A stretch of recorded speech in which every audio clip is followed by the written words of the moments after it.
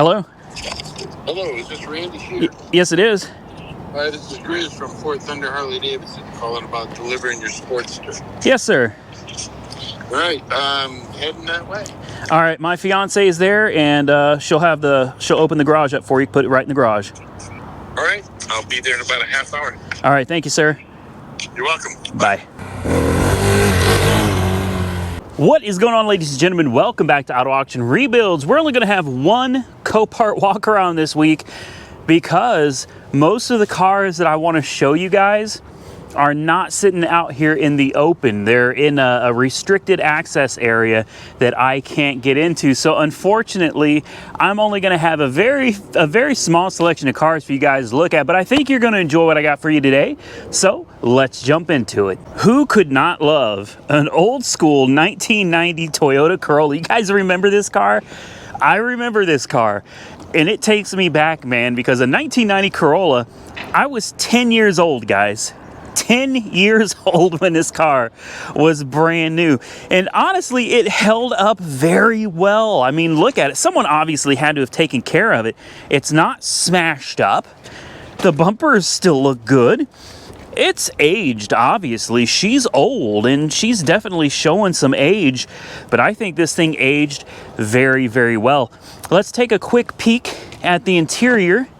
I'm pretty sure this was listed as a non-runner, but it says D on the windshield. Oh, wow, look at the seats. No way, they're in good shape. Well, the bolster is a little torn up. Look at this. The dash has got a couple cracks. Nothing too serious. You can see it's got a split right here and another one right there. The shifter has some tape over it. 215,000 miles. Wow, that's nothing for, whoo, dusty. That's nothing for an old Toyota, right, guys? You can see this was a family car, man. You know, someone had kids and everything. It did its job, and it looks like it did it very well. I'm kind of surprised it's an automatic. Look, some of you guys remember this, right? You remember this steering wheel? She's gonna be dead as a doornail, I think. We got the key right here. Let's go ahead and put it in and see what it does. Heck, it might just start up. No. All right, that's fine. Manual crank windows. I love it. I love it. I really do. Needless to say, you guys know me, right? We've never had one of these on the channel before. Oh man, what a beauty. What a beauty. This has leaks right on it. This car is amazing to me. I am kind of excited to bid on this. I'm gonna check the trans fluid real quick because my guess would be maybe the trans fluid is dark for sure, but I'm looking in the light, and what I'm looking for on this is metallic flakes on the dipstick for the transmission. I don't see any. You know, a lot of times when these transmissions, any transmission starts to go bad, man, they'll start dumping clutch material into the pan, and you'll get that on the dipstick. You'll see it. It's glossy, looks like glitter in the oil. I didn't see any of that. Speaking of oil, there's the engine oil right there. Let's go ahead and just take a quick peek at this since we're here. Engine oil looks very, very good as well. I mean, most cars don't make it to 200,000 miles unless somebody took reasonable care. Single overhead cam, timing belt motor. I'm certain it's had a timing belt at some point. Let's put a jump on this thing and let's hear it run. Now, let's just keep it real. Nobody's going to bid on this car, I don't think. Nobody wants one of these old cars, man. It's just an old clunker. To me, I see... believe it or not, a piece of American history here. Toyota really came in strong, man, in the 70s. They really started taking over the market.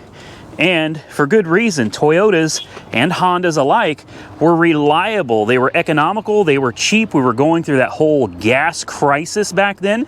These cars filled a very very necessary and valuable need in this country. And while a lot of people hated them because they were imports, they obviously won the hearts of the American people because these cars did phenomenal out here. Let's check the coolant real quick. I don't see coolant, so that's something. We may need to put some coolant. Let me back out of this man's way real quick here. And let's give this thing a start. I'm excited. Like I said, I seriously doubt anybody's going to bid on this car. This car has no retail value at this point. None at all. Oh. Oh, look at this radio. What the hell is that? Did this car even have air conditioning? It did. This car has air conditioning. Okay. We've got a problem here. Let's try this again. The battery terminals have some corrosion on them.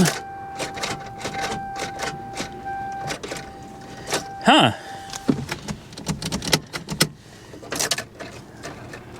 And she's dead as a doornail.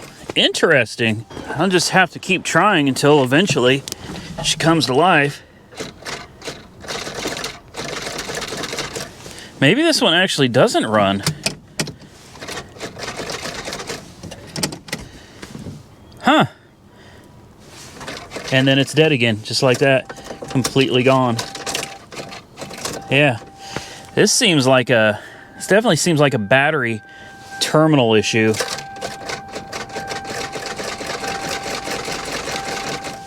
Or a starter issue. Or a locked up engine. Darn. Well, unfortunately, it doesn't look like this one is going to cooperate with us, although it does have a D on the windshield. I have moved my ground around as much as possible. It seems like it's getting a good strong click from the starter. It's just not starting, and I know it's drawing current because my battery pack, the cables are warm. So I'm going to say we've either got a bad starter on this one,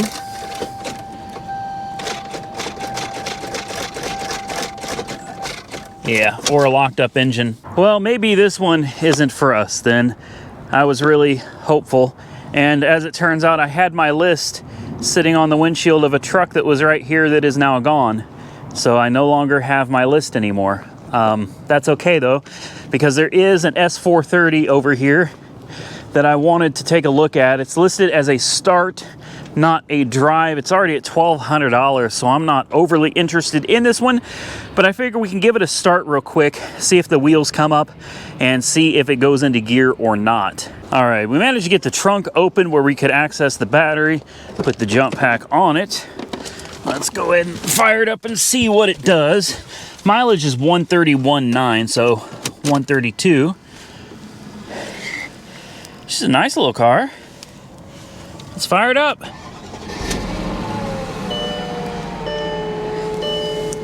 All right, immediately ABS and check engine. She doesn't run so good, guys. I'm going to turn this off, or turn it down at least. She's misfiring pretty heavily. Let's go ahead and put it into gear, because that's really, you can see somebody's been in here and messing around.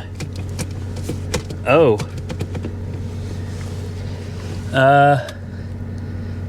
Stop, aromatic. Yeah, this thing's got all kinds of problems. Yeah, the shifter here does not want to move. Oh, somebody's had this whole thing taken apart. Huh. Well, somebody's been tinkering around in there. She might actually move, guys. She might actually move if you could get this whole thing figured out. No, she just don't. She's not having it. Let's go check under the hood, see what things are sounding like back here, up here. She sounds pretty good, but obviously we've got some problems. The aromatic is not functioning at all. So that's a pretty big deal. And that can get really expensive. Yeah, this thing's sitting all the way on the ground, man. Aromatic's not doing anything. Definitely got a slight miss. And the transmission does not go into gear at all. No, guys, sound like a good deal to you for 1,200 bucks? It's set at $12.50 right now. Now I'm sitting here thinking, not a chance, man. I've done this many times before, and I have learned my lesson not doing it. Ooh. Oh, you should smell the exhaust. Whew. Oh, wow. You can see it's actually spitting. There's liquid spitting out of the exhaust. That's probably more than condensation, guys, because it's not exactly cold out here. Yeah, it smells bad. It smells real bad. Okay, I'm gonna say this one is a no-go either, even though it is relatively nice on the inside and the outside. Mechanically, there's too many problems. I think this thing would be better suited as a parts car. Here's another one I just had to show you. It's cute. It's aggressive. I like it. It's a non-runner. It took a hit in the rear. 27,000 miles. It's 2017 SLC 43 AMG. Now, this is interesting. Wow. You know, okay, so looking at it doesn't look that bad, right? You look at it, it's like, all right, the trunk got dented, replace the trunk. The bumper's been up, replace the bumper, and you're good to go. Down the road you go, right? I don't know, man. I think there's more to it than that. It's buckled here. It's buckled here. Definitely buckled a little bit right here as well. What an interesting hit. Yeah, and the trunk scraped up against this pillar. Looks like it damages it a little bit. I don't see any buckles any further in though, and the door gaps actually look pretty good right here, I think. Yeah. It looks decent. I don't see why it wouldn't run though, unless the battery's dead. The battery's in the trunk and you can't get to it. Look at this gap. The gap is ridiculous on this. Ooh, it's got that red interior too. Oh man, it's not really red, it's more like a maroon. I like that. Man, I love this. This car looks fun, man. This car looks real fun. Yeah, the gaps look good on both doors. So I'm guessing you know what, the trunk does open. Oh my God. No, it weighs about 1,000 pounds. Oh, whoa. Whew. Okay, the trunk just like opened all the way. Here's the pan. You can see the paint is chipping off right here. So it's obviously been buckled there, but it's buckled more right here. Look at this. Look at that. Yeah. Yeah, she's got a lot of damage. Oh, we'll be, my goodness. I think somebody had started disassembling all of this and they didn't finish. And I don't think they bothered trying to put it back together either. So you got to be real careful out here. That was totally my bad. Let's pop the hood. Yeah, there's no lights or anything on in here at all. So she's DOA, man. Let's just take a peek. What's under the hood here? Ooh, ooh, ooh, ooh, ooh. That's my best impression of Tim the Toolman Taylor. Ooh, ooh, ooh, ooh, ooh. I think actually it really sounds more like a weird Santa Claus. But anyway, I had to show this to you. I saw it and I was like, man, I kind of like this car. There it is. There it was. On to the next one. Next, this is one, guys, that I probably won't be able to help but bid on. 1982 Ford F150. Looks like it might actually have 76,000 original miles on the odometer. It doesn't run, and it's probably been sitting a long, long time. Look at these tires. Tell me the last time you've seen tires like this, right? These are those old school tires. I think, I could be wrong, but I think these are some of these old school tires. You got the dual tanks, all right? Let's take a whiff. Yeah, that's varnish, 100% varnish. Oh man, I love it. Look at it. I know it's not as a really desirable truck. It's a long bed. Nobody wants a long bed. It's got this custom rack, custom headache rack here. Take a look at the interior here in just a minute, then under the hood. Let's take a look at the other side. The body looks to be in absolutely almost perfect condition. You throw a new paint job on this, and this truck would look pretty damn close to new. Obviously, take that headache rack off. Oh, wow. Guys, I'm going to bet it's got, well, it's hard to say. I would guess probably a 5.0, but you might get lucky and I might have the 5.8. Where is the hood release? Come on, man. It's been a long time since I played with one of these old Fords. I think it's right here. Yeah. Oh, there we go. Ooh, she's got mud. Yeah. Oh, wow. She's been sitting a long time, guys. She's been sitting a long time. There are mud daubers all over the place. I'll bet she runs. I would bet money. Yeah, this is going to be actual mileage, guys. This is going to be actual mileage. It's a little greasy, but look at the blue on the engine back there. Look at the blue on the intake manifold. This is legit 76,000 miles. 100% legitimate. Still has the air compressor at the belt. Some mud daubers nest in there. So, man. I'm going to take this off. There's mouse turds all over it. But when these things come into Copart, they automatically hook a jump pack to it and they try to start it. So I want to make it very clear I'm not doing anything that hasn't already been done to it. I really wanted to take this off, and yeah, that's just not going to happen. Not going to happen. All right, well, I'm going to crank it anyway, guys. I am. Everything under here looks very, very, very good. No reason for this thing to not run once you get the fuel system cleaned up. Oil looks good. I still don't know if it's a 5.0 or a 5.8. All I want is just to hear it crank over. Come on, man. Getting the dipstick in the hole can be a challenge for a guy like me. Go ahead. I'm waiting for the jokes right now. There we go. Let's take a look at the trans. Trans is over here. Oh, she's a tall truck. Trans actually doesn't look bad either. Dark red. Not so fresh that it's concerning. I'm going to assume it's just two-wheel drive truck. All right. Okay. What about coolant? That's important, especially after we've had these deep freezes out here. You gotta hope.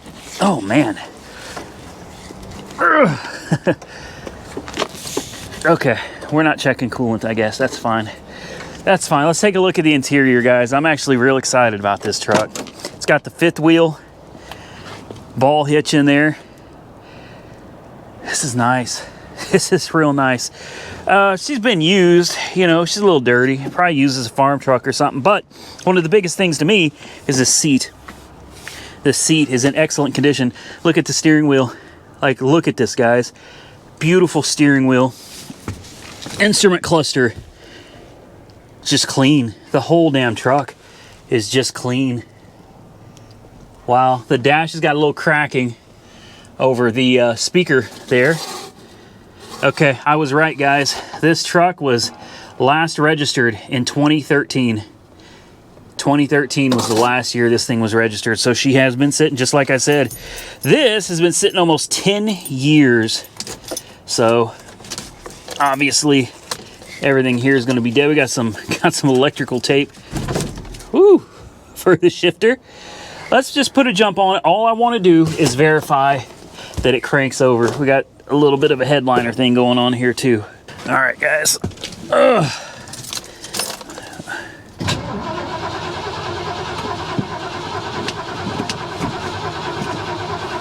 That's good, man. She cranks. Got your RPMs right here. Obviously, we're not going to have a fuel pump. Fuel pump's not going to work in this after sitting for 10 years. But important window. Yes. It's a little slow, but that one's a little slow too, but it works. Power locks. I'm going to leave the locks alone. I just don't want to mess with those. Look at the mud daubers in here, guys. Yeah, this truck's been sitting a long time.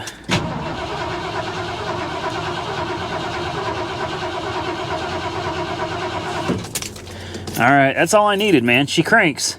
She cranks. And I think once you get that air filter off, yeah, this is decent. Get that air filter off, spray some starting fluid in it. I'll bet money this thing would run. So I couldn't pass by this little hard body over here. It's wrecked, but I started thinking parts, maybe. Really, the only parts that I would really like for my little hard body are these wheels. I've been looking for this particular style of wheel. I don't know what it is, but it just screams 90s. Right? It screams late 80s, early mid 90s. And I was like, man, I gotta find these. Unfortunately, they're not that cheap. It's about, well, $600 for a set of these on eBay, and that's without the tires. So I don't know, you guys comment below, tell me what you think of that style of wheel. I think they looked really good on the little hard body. This is the SEV6. The tires aren't great. They're Douglas, so they're Walmart brand tires, and they're just not in the best of shape anyway. Obviously smashed. That's done. I'm not even concerned about that.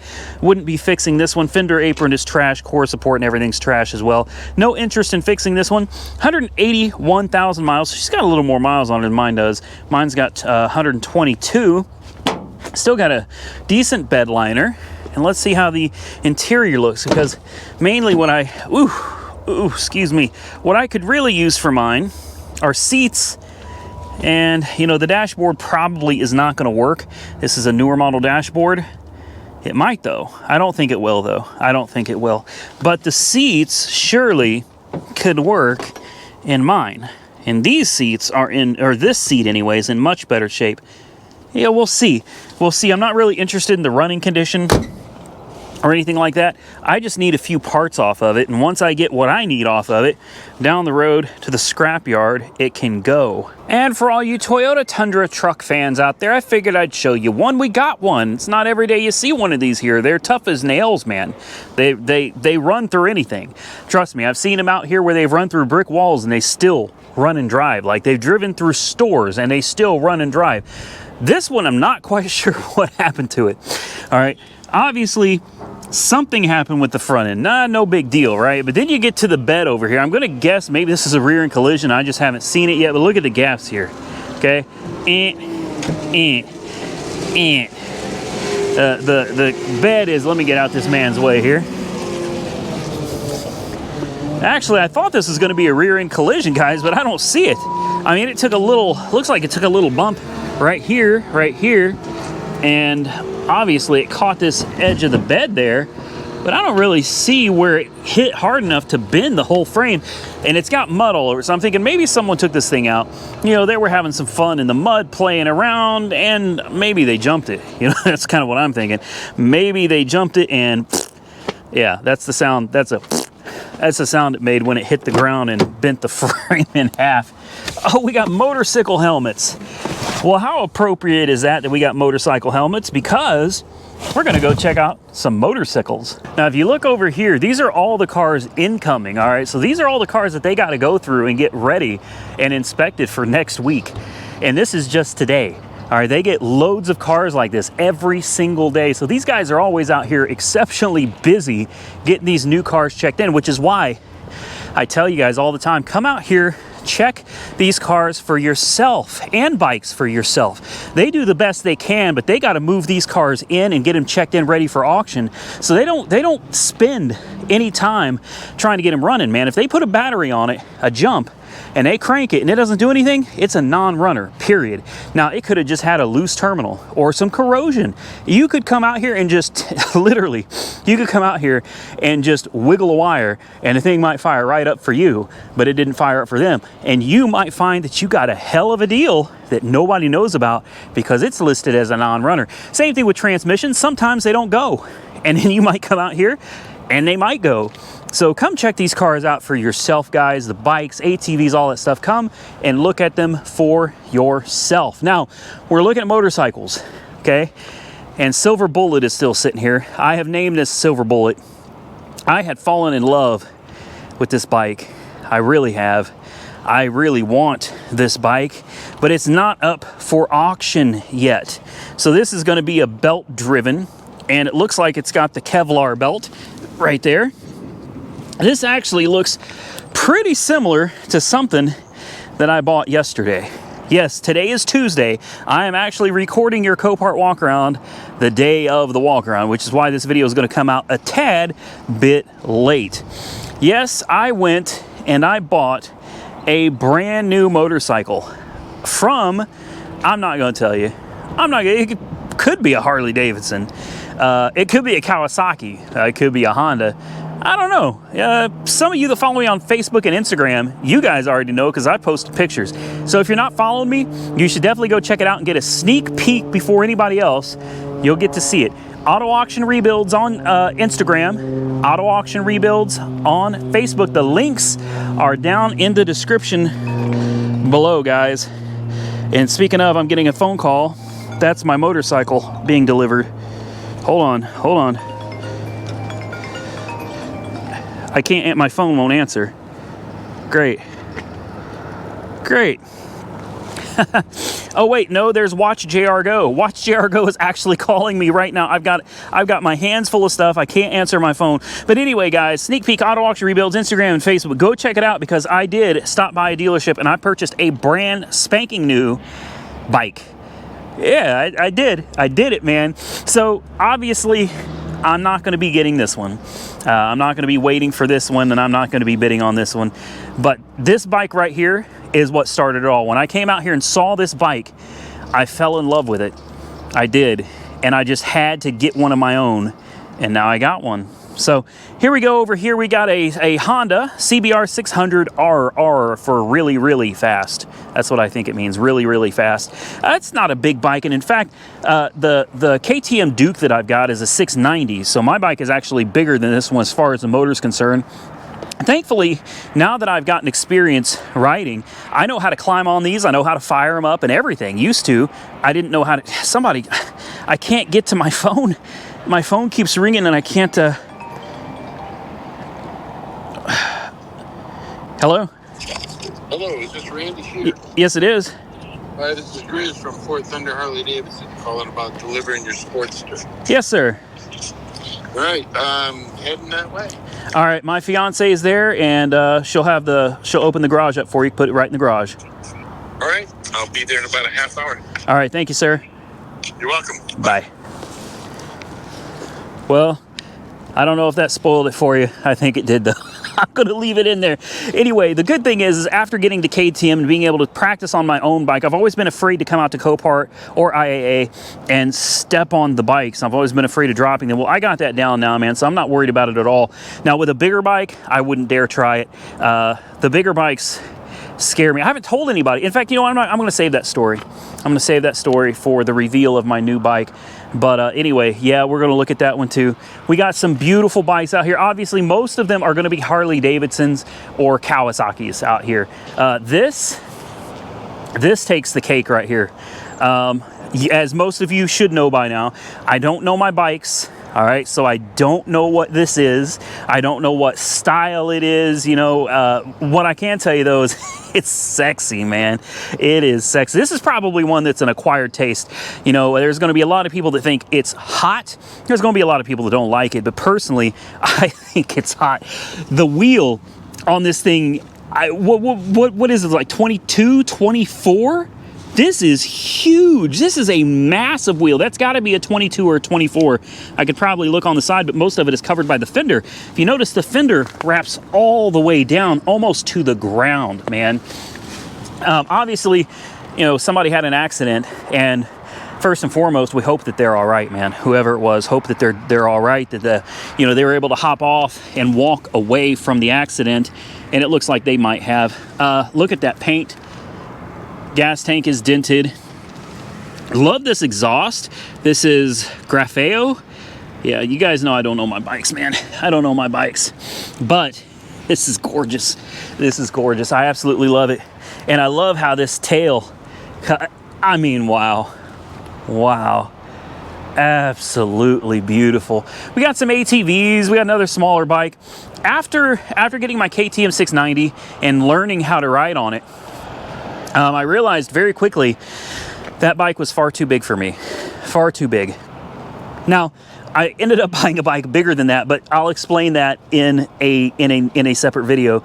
The amount of torque, it's not really horsepower on bikes, it's torque for me anyway. The torque is it's up there with some of the Harleys, all right? And the weight is only 300 pounds. So put that into perspective. You know, a small Harley weighs almost 600 pounds, and my bike weighs half of that with just as much torque. So my bike likes to fly. The KTM Duke likes to fly, and it almost flew me off the back end of it the other day. And that's when I decided I've got to get a more practical bike, and I did. So some of these are ones that have already been seen before. I don't think we've seen this one though. This one is sick. Why is this here? Is it a theft recovery? Does it not have keys? This is an insurance bike. Let me see if it's got keys. On bikes, man, they have keys in so many places, man. So there's your, it's gonna be like your fork lock right there. And sometimes you'll have keys over here somewhere, you'll have them over there, you'll have them up here, you'll have them down here. One thing I don't see is keys for this. I'm assuming it's like a key fob. Everything seems to come to life on this. Oh, enter pin, so it doesn't have a key. Yeah. Now on Harleys and probably other bikes too, if you don't have your key fob, there's a pin number. And if you have your pin number, you can enter your pin and it'll fire up for you. Oh, there it is right there. It took a hit back here. Sure did. It doesn't look that bad though, but as you guys know, looks can be deceiving. We got a couple more bikes to look at, and then I think we'll be about done. As you heard, I have a motorcycle being delivered to my house within a half hour, and I sure want to be there when they deliver it. Yeah, these types of bikes are the ones that I just really don't care for. I really don't care for the racer bikes. Nothing against them. Nothing against any of you that ride them, obviously. I'm brand new to motorcycles, guys. I'm not hating on anybody. At least we all share the same love for riding, right? I mean, I'm brand new, and I got this itch that I just can't scratch, man. I just can't scratch it. So, you know, I understand loving to ride. And I understand being scared of riding too, because I'm absolutely terrified of it. So I can see both sides of the spectrum there. The extreme of being too terrified to ride, which was always me, and the other extreme of wanting to ride all day, every day, making a bike your daily driver. Yeah, I'm on both ends of the spectrum. I think a healthy fear of bikes is good for you. I do. And that's coming from a brand new rider. I think as long as you remember that these things are scary, and you remember that they're dangerous, and you remember that other people are going to want to run you over because you're riding one, you might just be all right. You might just be all right. So my advice, don't let your fear stop you. You know, remember something, guys. I mean, you're going to die someday. We're all going to die someday. Obviously, none of us want to go any sooner than we have to, and none of us want to die because we chose to ride a motorcycle. But at the same time, you know, I would prefer being able to die at some point in my life knowing that I took some chances, I tried some new things, I faced my fears, and I lived a good life, rather than dying wondering, you know, what would it have been like? I don't know, guys. When you're on your deathbed, I doubt you're sitting there going, man, I should have rode a motorcycle. Something just tells me that's not the last thought on your mind. But I'm all about trying new things. But I'll tell you this, there's one thing I won't try. That's jumping out of an airplane. Yeah, that's correct. I have a limit to facing my fears. I don't mind jumping on a bike and riding down the road not knowing what I'm doing, but I definitely refuse to jump out of a perfectly good working airplane. Not gonna happen. My fiance a long time ago asked me if she would, I asked her to marry me, and she said if she said yes, then if she agreed to marry me, I had to agree to jump out of an airplane with her. And I said, babe, I'll do it. You know, I'm not sure I could have kept my word. I just don't know. I don't know, but thankfully that's not going to happen, because somewhere along the line she came to her senses too and decided jumping out of an airplane is a bad idea. Guys, speaking of jumping out of things, I'm going to jump out of this video. I've got to get home. I got to get my new bike. Stay tuned. There's going to be a video of it. We're going to do more videos on the KTM. A lot of people are asking on Instagram, did I sell it? Nope. Still got the KTM. I'm going to seize. And I'm just going to leave that in there. I got no hands free, guys. I can't do anything. I'm out in the open. Nobody's out here. Yes, I still have the KTM. We are going to fix it up. We're going to fix it up. We're going to write it, and then we're going to send it to auction, and we're going to see what it brings. Maybe one of you will buy it. I think it's so cool when my subscribers buy the very vehicles that I have purchased and fixed up. We're going to fix up the KTM, do the right things by it, send it to auction, and maybe you could be a first-time rider that buys the very bike that I learned to ride on the first time myself. I think that would be pretty cool and have a really cool story behind it. Guys, if you enjoyed the content, hit the thumbs up button. If you didn't, hit the thumbs down button. Drop those comments below. Follow me on Facebook and Instagram, Auto Auction Rebuilds. New merchandise below the video. Stay safe out there, buddy. I look forward to catching you all very soon in the next one.